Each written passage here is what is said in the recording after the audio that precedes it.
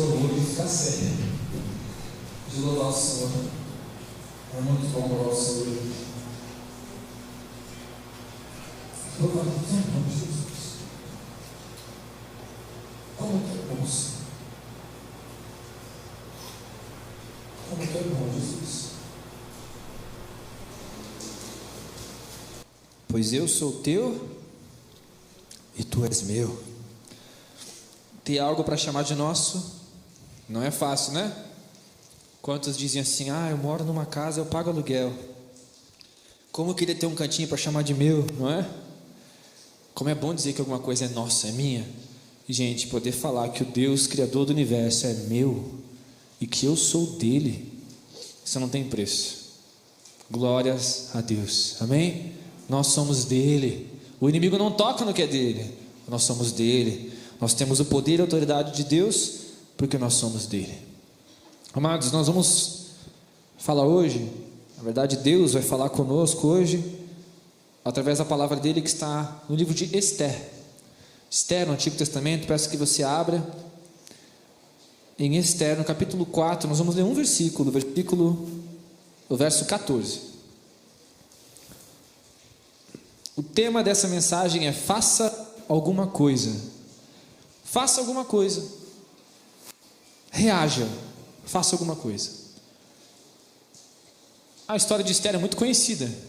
Talvez alguns irmãos não saibam, então eu vou dar uma resumidinha bem rápido nela, sem muitos detalhes, só para a gente se contextualizar. O povo judeu foi levado escravizado para uma outra terra, que não era a terra de Judá. Não era o terreno deles, não era o solo deles, a pátria deles. É como se viesse um exército inimigo e nos levasse daqui para um outro país. Não tinha mais Brasil, não tinha mais presidente, não tinha mais nossa cidade. Agora é uma língua estrangeira, um povo estrangeiro, costumes estrangeiros, comida estrangeira, roupa estrangeira, música estrangeira, língua, tudo. E um Deus estrangeiro, que não era o nosso Deus, é um Deus de outro país, um Deus de uma outra nação. Foi isso que aconteceu com Israel. E aí eles estavam sendo escravizados lá. Não tinham direitos nenhum, não tinham propriedades. Eles eram escravos naquela terra e eram maltratados naquela terra. E aí existia um homem chamado Mordecai, que algumas bíblias está como Mardoqueu. Era um homem judeu, certo? Parte do povo judeu, parte do povo de Israel. E ele adotou uma filha adotiva, que era também uma menina vulnerável. Ele adotou para cuidar, chamada Esther. Essa menina cresceu, ela era muito bondosa, ela era muito justa, muito piedosa e muito, mas muito bonita. E aí o que aconteceu foi que o rei daquele reino que escravizava Israel, deixa eu ver se eu lembro o nome dele aqui.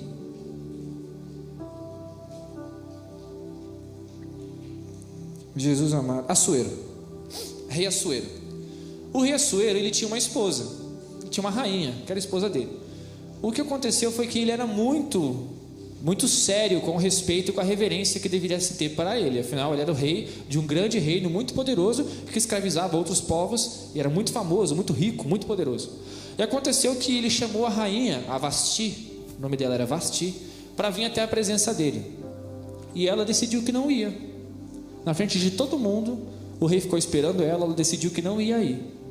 O rei ficou muito bravo com ela. Eu sou rei de um grande reino. Como assim a minha esposa não vem quando eu chamo? Que história é essa? E aí ele deu um fim em Vasti. Foi um pouco mais pesado que um divórcio. Ele destituiu Vasti e ficou solteiro. E aí ele decidiu convocar todas as mulheres mais belas do reino dele. E essas mulheres mais belas seriam classificadas, selecionadas por ele, e ele encontraria uma nova esposa por essas mulheres. Esther era muito bonita, e ela foi uma das escolhidas para fazer parte daquelas que se apresentariam para o rei. Aconteceu que o rei Assuero se apaixonou por Esther. Ele decidiu casar com Esther, mas ele não sabia que a Esther era judia. Não sabia. E aí Esther, ela se tornou rainha, gente. Uma menina vulnerável, de um povo escravizado, pobre, para não falar miserável, casa um rei, se torna rainha da maior nação da época. As meninas Já viram alguns filmes inspirados nessa história, né? A famosa menina que casa com um príncipe encantado surgiu daí. E ela se torna uma grande rainha, poderosa, majestosa, linda e admirada. Só que aconteceu que o rei Assuero tinha um pouco de complicações com os povos escravizados, porque ele queria que os povos escravizados se prostrassem diante dele e o adorassem e fossem reverentes a ele. Só que o povo judeu não fazia isso. E Mardoqueu, pai de Esther, também não se dobrava diante dos servos do rei, diante do rei. Aconteceu que o rei ficou muito furioso.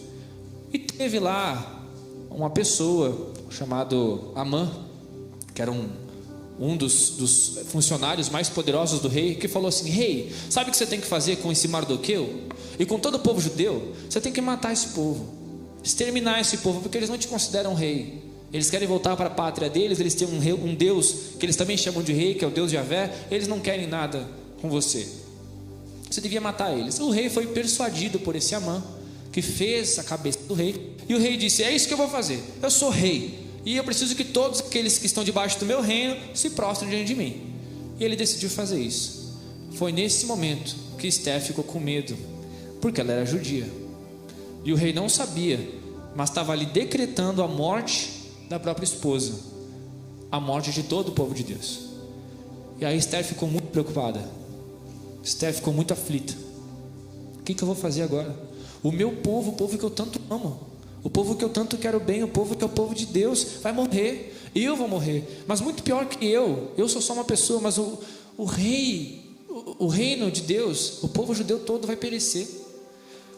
O que eu faço? E aí vem então o capítulo 14, o versículo 14 do capítulo 4 de Esther, que diz assim: foi Mardoqueu, pai adotivo de Esther, que olhou para ela e falou essa frase: porque se você se calar agora, de outra parte se levantará para os judeus o socorro e o livramento, mas tu e a tua casa, a casa de teu pai, perecerão. E quem sabe não foi para essa conjuntura que foste elevada como rainha. Aqui na versão diz: quem sabe se não foi para um momento como esse que você veio chegar, que você chegou a ocupar a posição de rainha. Essa pergunta de Mardoqueu para sua filha foi uma pergunta muito sábia. Será que não foi para isso mesmo que Deus te colocou aí? Deus te colocou como rainha do povo. Olha que doido. É como se fosse dois reinos num só. O rei Assuero representando um reino hostil, e a rainha Esther representando uma liderança do reino judeu. Olha que visão do Mardoqueu. Será que não foi para isso mesmo que Deus colocou aí? Deus colocou um representante do nosso povo no mais alto escalão, por nada? Para não fazer nada? Por que você acha que você está aí? E se você não falar, Esther, Deus vai levantar de outro lugar. Alguém vai se levantar e vai ter socorro, porque Deus é um Deus de socorro. Só que você já era, porque se você não fizer a sua parte, a tua casa, a casa do teu pai já era. Ou seja, você e tua família vão morrer. Muitas pessoas vão morrer, porque a responsabilidade está sobre você. Gente, essa pergunta ficou muito forte no meu coração, porque tem muitas coisas que nos afligem hoje, certo? Tem muitas coisas que nos preocupam, dentro e fora da nossa casa, com a nossa família, com nossos filhos, com nossas esposas, na nossa escola, nossos estudos. Tem tantas coisas que nos afligem, que nos amedrontam, que nos espantam, nos deixam perplexos. A gente procura até uma solução e fica clamando a Deus por uma solução, por uma saída. E eu fico pensando assim: poxa, se eu usar essa pergunta de Mardoqueu para Esther, onde eu estou hoje? Qual foi a posição que Deus me deu? Qual foi a posição que Deus te deu? Como pai, como irmão, como esposo, como namorado, como namorada, como filho, como estudante, como aluno, como jovem, como criança. Você está numa posição hoje. Deus te colocou numa posição. E as coisas que acontecem ao nosso redor, que nos trazem medo, que afrontam a verdade de Deus, afrontam a Sagrada Escritura, o que a gente vai fazer? A gente vai ficar calado? Diante de tanta podridão, injustiça, né, Gabriel? Diante de tanta injustiça, vamos ficar calado? Quem sabe não foi para isso mesmo que Deus te colocou lá, meu querido? Qual é a tua posição hoje?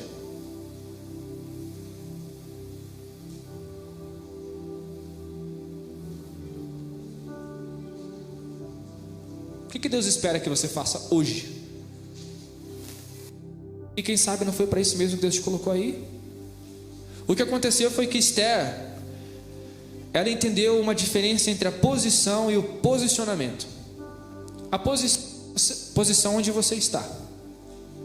O posicionamento é o que você assume. Você assumir a posição é diferente de estar em posição. O soldado pode estar em posição. O soldado pode estar em posição protegendo. Mas ele assumir essa posição é diferente. Ele ter uma reação diante de uma situação de perigo para defender o seu país, a sua família, é diferente. Um jogador de futebol, ele pode estar na sua posição. Eu jogo no lado direito, tento jogar no lado direito do campo. Eu posso estar na minha posição. Assumir essa posição, proteger essa posição, trabalhar nessa posição para que o meu time faça um gol é bem diferente de estar numa posição. O goleiro pode estar numa posição, mas se atirar na bola é assumir esse posicionamento. Nós somos crentes. Temos assumido a postura de crentes? Nós somos filhos de Deus. Temos assumido a postura de filhos de Deus? Nós carregamos a luz, a verdade nos nossos corações. A solução para o mundo está aqui dentro, de mim e de você.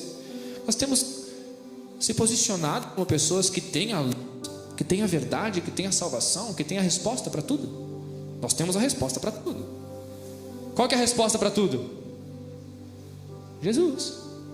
A dificuldade? Jesus. O problema? Jesus. Se Jesus está no barco, Ele é a resposta.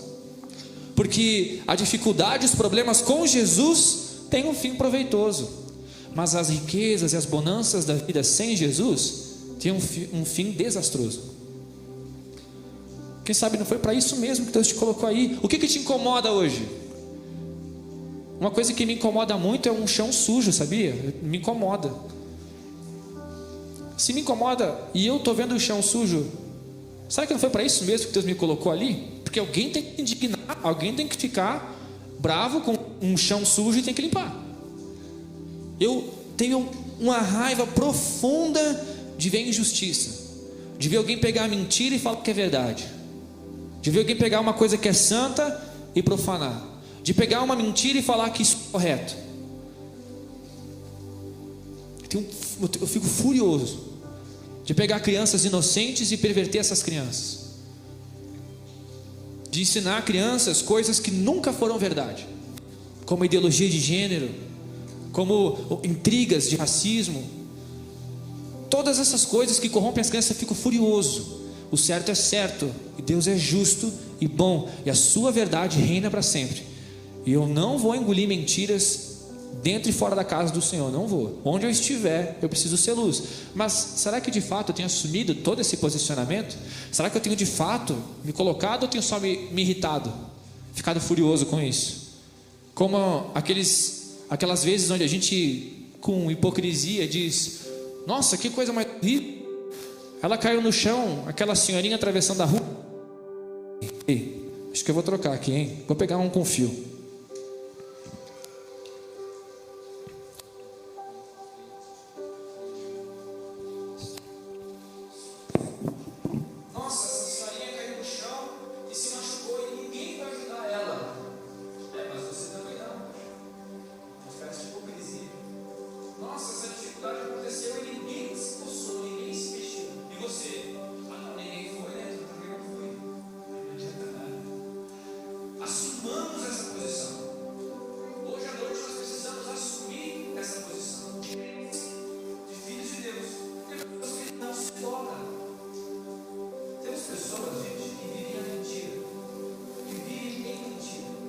E acham que essa mentira é verdade.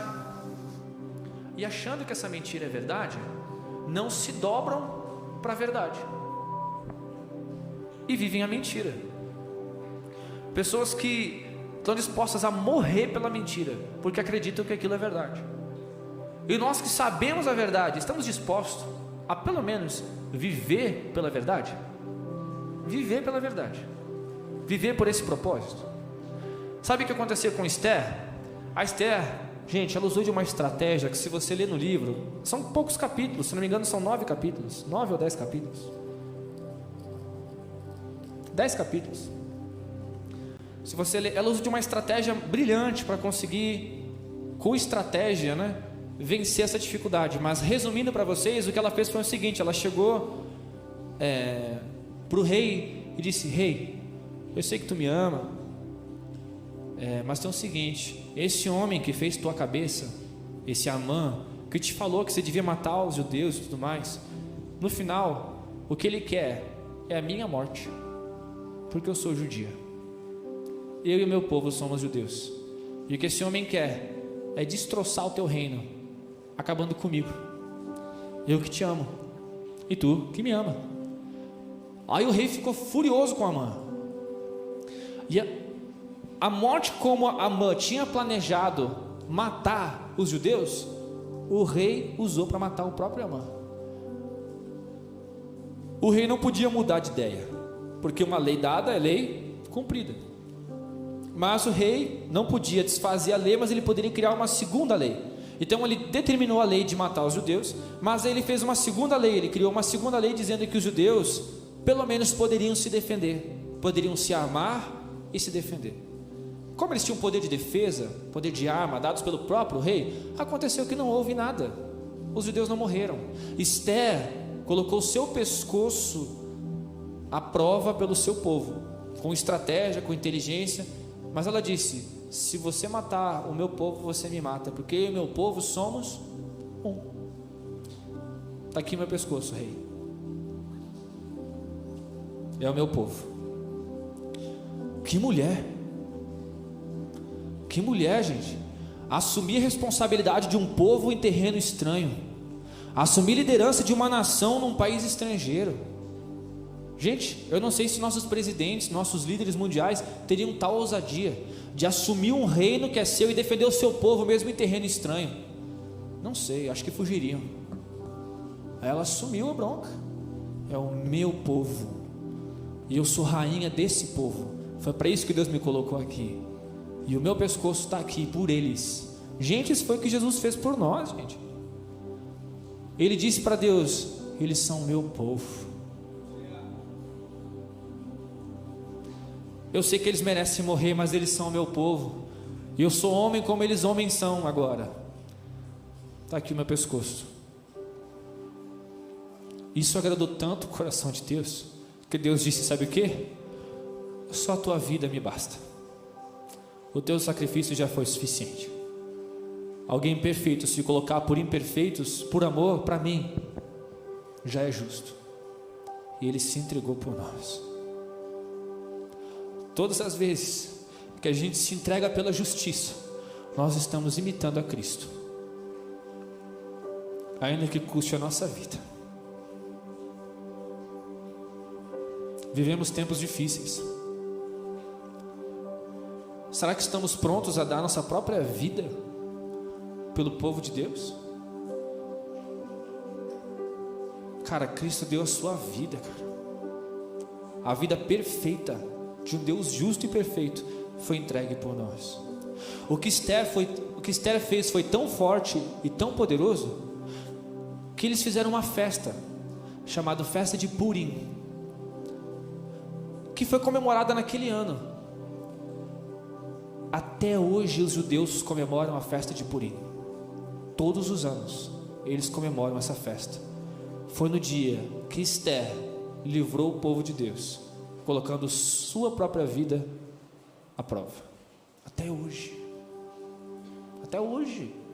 Milênios passaram, centenas de anos, e esse gesto não foi esquecido. Qualquer judeu que você conversar, ele vai dizer: sim, nós comemoramos Purim. Foi quando Esther, o nome estrangeiro dela, Hadassah, foi quando ela se deu para o nosso povo. Que grande poder tem no seu nome, hein, Hadassah? Que grande ministério, grande responsabilidade você carrega no seu nome, de se entregar pelo povo de Deus.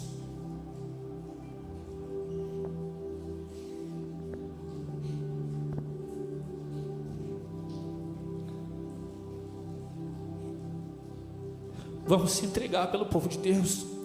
Vamos se entregar por essa causa, vamos assumir esse posicionamento, vamos defender a justiça e a verdade, vamos honrar essa casa, vamos honrar essas paredes, vamos honrar esses bancos, honrar os corações, honrar o nosso Deus. Enquanto estivermos vivos, Deus será lembrado, e quando morrermos, Deus nos ressuscitará, porque o seu nome nunca vai ser esquecido. Nós somos o povo de Deus, nós somos servos de Deus, e aquele que não aceitar isso tem o meu pescoço à prova, porque onde quer que eu for, eu defenderia o nome desse Deus, o nome de Jesus Cristo, o nosso Senhor. E o inferno, diz a palavra de Deus, as portas do inferno não prevalecerão contra a igreja do Senhor. Sabe o que é a porta? A porta não é um instrumento de ataque, portas são instrumentos de defesa. Quando nós fechamos a porta, nós nos defendemos. Então, se as portas do inferno não prevalecem contra a igreja, quem é que está atacando? É a igreja. Quando o diabo fechar suas portas para tentar não ser atacado, nós arrombaremos com a fé, com a oração, com o jejum, com o poder, e as portas do inferno não prevalecerão. Nós tomaremos o terreno inimigo. Amém? Ninguém pega uma porta e sai atacando alguém. Portas são defesa, então a igreja que ataca, a igreja que está na frente. O diabo não tem poder. O diabo não tem poder. Que poder tem o diabo? De nos acusar? A palavra de Deus nos diz em Romanos 8: pois nenhuma condenação há para aqueles que estão em Cristo Jesus. Onde está o teu poder, morte? Onde está o teu poder? Por isso, igreja, nós precisamos acordar do nosso sono. Faça alguma coisa. Você não está numa posição maravilhosa hoje para desfrutar da comida, da bebida dos reis. Se você está na posição de autoridade e poder, é porque Deus quer que você faça alguma coisa, e de preferência que custe sua vida, porque diz o ditado, que aqueles que não descobriram o motivo pelo qual se vale a pena morrer, não sabem o motivo pelo qual se vale a pena viver. Eu descobri o motivo que custa a minha vida, o Evangelho. Então agora eu sei pelo que eu vou viver, pelo Evangelho. Muito parecido com esse texto, você não precisa abrir, eu vou citar a referência só para a gente ganhar um pouquinho de tempo. Lá em Êxodo nós temos uma outra situação muito parecida que comprova o posicionamento de Esther. Está em Êxodo versículo 14, Êxodo capítulo 14, no verso 15. O povo de Israel estava novamente sendo dominado, só que agora por uma outra nação, o Egito. Eles saíram do Egito com Moisés, atravessaram o deserto, e aí eles chegaram num lugar que tinha o quê? Um mar vermelho na frente deles, e atrás o exército do faraó. À frente não tinha como passar, era o mar, atrás eles estavam mortos. E agora? O povo ficou aflito. O que você faria numa situação como essa? Eu diria: Deus, e agora? Talvez eu falaria exatamente como eles falaram: tu nos trouxe até aqui para a gente morrer aqui? Aí o que o Moisés fez? Ele foi orar. Deus, o que eu faço? Olha a resposta de Deus para ele, no versículo 15: disse o Senhor a Moisés: por que clamas a mim? Diga aos filhos de Israel que marchem. Olha que resposta. O mar está fechado, é fundo, é um mar. Aí eu vou clamar a Deus uma solução, porque o exército está vindo atrás de mim. E qual que foi a resposta de Deus? Como de deboche. Por que você está pedindo para mim o que fazer? Para o povo caminhar? Eu achava estranha essa resposta. Deus, mas qual é a lógica disso? Barrado e barrado, como que eu vou caminhar? Como que eu vou prosseguir se tem um mar na minha frente? Qual que é a lógica? Deus, sinto muito, mas o que você está falando é sem noção. O que Deus está dizendo é: a limitação está na sua cabeça. Se você tocar com o seu cajado no mar, ele abre. Diga ao povo que marche, anda, continua, faça alguma coisa. Mas Deus, o mar vai se abrir. Se não se abrir, você passa por ele. Se não passar, você morre afogado. Ele ressuscita você para a glória de Deus. Marcha, faça alguma coisa, continua, não para, só vai pela fé, como nós cantamos: se o mar não se abrir, Deus me faz andar sobre as águas. Vai. Quando Deus disse isso para Moisés, é como quem diz assim: rapaz, vamos, não tem tempo não, os caras estão correndo, corre meu filho, toca o cajado. Sabe o que é o cajado? É a autoridade de Deus. Pega a autoridade que você recebeu de Deus. Que autoridade é essa sobre nós hoje? sangue de Cristo. Pega essa autoridade e toca no mar. O que é o mar? O problema, a limitação que impede a igreja de avançar. Pega a autoridade do sangue de Cristo, meu querido, e toca, corre, vai. Nada limita o poder de Deus, nada é limitação. O que é o mar para o Deus que criou o mar? Você pode criar alguma coisa e achar que essa coisa pode ser melhor do que você? Foi você que criou. Se você criou, o melhor é você. O que é o mar para Deus? O que é o diabo para nós? O pecado deve ser temido. Nós temos que ter medo do nosso pecado, do nosso eu. O diabo já perdeu lá na cruz, gente. O diabo perdeu em Gênesis capítulo 2, quando Deus diz assim, 2 ou 3: o filho de Eva vai esmagar a tua cabeça. Pronto, ele já morreu ali. A Bíblia estava no 3º capítulo, o diabo já, o filho de Eva vai esmagar a sua cabeça. Já era, o diabo perdeu ali. Então, amados, façamos alguma coisa. Que coisa é essa? Continuar. Às vezes a gente não precisa de uma direção clara para algumas coisas, porque a direção já ficou clara há muito tempo. Nós não precisamos de uma segunda revelação. Já nos foi revelado. O que foi nos revelado? Em meu nome, Marcos capítulo 16, verso 18: em meu nome expulsarão demônios, curarão doentes, falarão novas línguas. Se alguma coisa mortífera vocês beberem, não vai fazer mal nenhum. Já foi dito. O que nós temos que fazer então? Curar os doentes, expulsar os demônios. Se alguma coisa nos afligir, não vai acontecer nada, gente. Não vai acontecer nada. E se acontecer, para a glória de Deus. E se acontece para a glória de Deus, então não aconteceu nada de mal, só coisa boa. Porque até aquele que morre para a glória de Deus cumpriu um propósito e encontrou Deus. Quer coisa melhor do que encontrar Deus? Claro que a gente não quer morrer pelos propósitos de Deus, gente. Mas se eu pudesse escolher agora, eu queria ir para o céu. Você é doido? Eu quero encontrar o Senhor, abraçar Jesus, olhar nos olhos do meu Criador, do Senhor do universo, a razão da gente existir. Eu quero estar com Ele. Mas enquanto esse tempo não chega, corre, não para, não olha para trás. A Bíblia nos fala que a vida é uma corrida. Paulo compara a vida a uma corrida. Ele fala o quê? Eu não julgo ser perfeito nessa corrida, mas uma coisa eu faço. Filipenses 3, 10 em diante: esquecendo as coisas que ficam para trás. Opa, ao faraó, ao povo sendo subjugado. Esquece as coisas que ficaram para trás. Com os olhos no alvo, foco. Eu corro em direção ao alvo da salvação em Cristo Jesus, gente. Amém? Ah, mas eu estou errando. Eu não julgo ser perfeito, diz Paulo. Estou longe disso. Mas eu corro. O meu pai me ensinou uma verdade profunda e simples. O reino de Deus não é para quem chega primeiro. O reino de Deus é para quem chega. Corre. Chegou? É seu. Continuemos firmes no Senhor. Eu quero honrar aqui a vida de um casal, das muitas pessoas que estão aqui essa noite, que merecem honra, porque honraram o Senhor. Mas eu tive a oportunidade de conhecer ontem a Débora e o Luciano, que vocês conhecem muito bem. A corrida de vocês alcançou grandes resultados. E agora que eu conheço a história de vocês, não desistam. Não desprezem o suor daqueles que um dia foram usados por Deus para trazer vocês aqui. Honrem esse casal, honrem os seus pastores, mas acima de tudo, honrem o nome do Senhor para sempre. Porque se um dia alguma coisa boa aconteceu conosco, através da vida de alguém, é porque um dia esse alguém foi alcançado pelo Senhor. Louvado seja o nome do Senhor. Louvado seja o nome do Senhor. Louve a Deus comigo, diga: só tu és santo,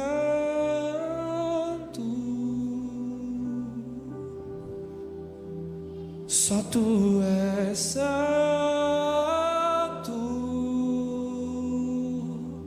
não há outro como tu, não há outro como tu, não há outro como tu, não há outro como Jesus.